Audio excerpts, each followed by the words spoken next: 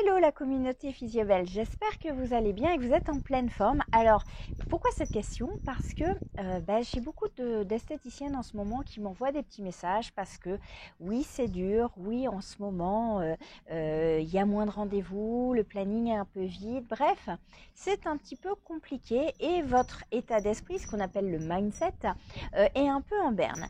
Alors, bien évidemment, je ne suis pas en train de dire que tout est rose, loin de là, on sait très bien que la conjoncture est difficile. J'ai envie de revoir avec vous un petit peu le passé, parce qu'on a tendance à oublier, on se dit « Ah, c'est toujours plus dur, plus dur ».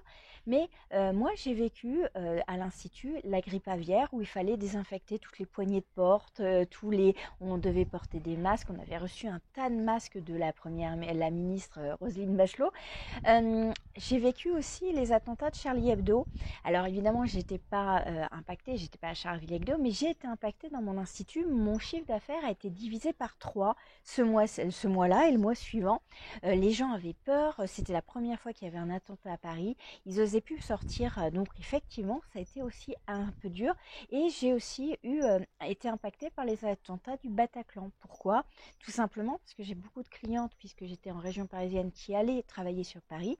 D'ailleurs, j'ai même eu une cliente qui est venue faire un soin de réflexologie plantaire qu'on lui avait offert, et je me souviendrai toujours, elle était très très triste, cette dame. Donc quand j'ai commencé à lui faire la réflexologie, elle s'est mise à pleurer, etc. Puis elle s'est livrée, et en fait elle a perdu 2 de ses enfants sur les 3, deux fils, à l'attentat du Bataclan. Donc vous voyez, on a été très très impactés, et je ne suis pas en train de minimiser ce qui se passe à l'heure actuelle, mais c'est pour vous dire que chaque époque a des coups durs, des crises, des challenges.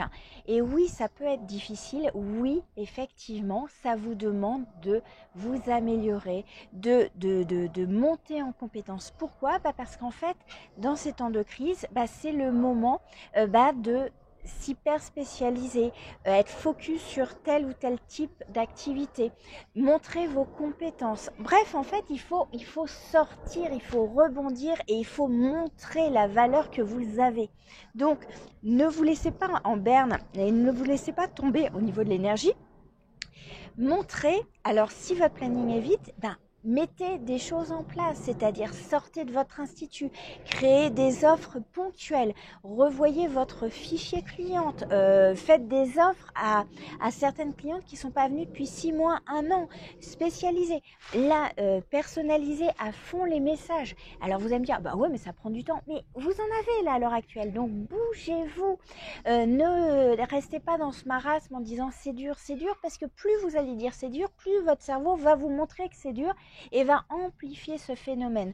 Donc vraiment, je vous invite vraiment à vous dire, ok, ce matin, j'ai la niaque, je vais tout performer, c'est-à-dire je vais aller chercher mes clientes, je vais aller leur donner envie de venir chez moi, se faire coucouner, parler de relaxation, de bien-être, de cocoon, de détente, créer des bulles de détente. Le centre d'esthétique doit être une bulle de détente, doit être comme un état neutre où on est bien, une oasis dans ce monde qui est très anxiogène.